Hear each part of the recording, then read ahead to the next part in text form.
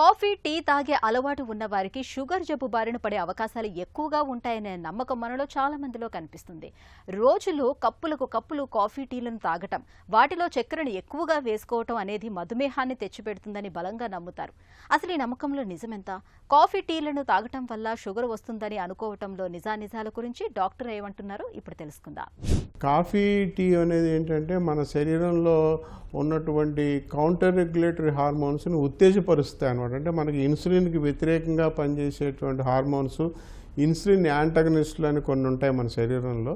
వాటిని ఉత్తేజపరుస్తాయి. అంటే ఎడ్రిలిన్ గ్రంథి, లేకపోతే థైరాయిడ్, లేకపోతే ఎడ్రినల్, కార్టికోస్టెరాయిడ్ ఇవన్నీ కూడా ఎక్కువ. అంటే మన కాఫీ కానీ టీ కానీ తాగితే మనకు కొంచెం ఏదో శక్తి వచ్చినట్టు ఉంటుంది కదా. నిజంగానే కొంత శక్తి విడుదలవుతుంది అనమాట లోపల. ముఖ్యంగా కాలేయంలోంచి, కొవ్వు కణాల్లోంచి, కండరాల్లోంచి కొంత శక్తి రిలీజ్ అయ్యి మనకి కొంత ఏదైనా పని చేసుకోవడానికి అవకాశం కలుగుతుంది అనమాట.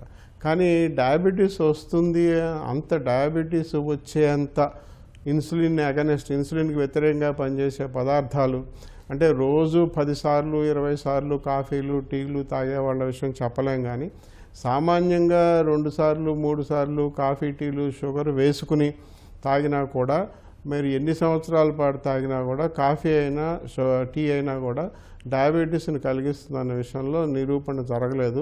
చాలా పరిశోధనలు జరిగాయి. వీటిలో కూడా కాఫీ తాగినట్లయితే దాంట్లో ఉన్నటువంటి కెఫీన్తో ప్యాంక్రియాస్ గ్రంథి పాడైపోతుంది.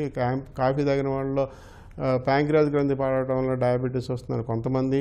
టీలో రకరకాల టానిన్స్ ఉంటాయన్నమాట. టీలో రకరకాల టానిన్స్, రకరకాల పదార్థాలు ఉంటాయి.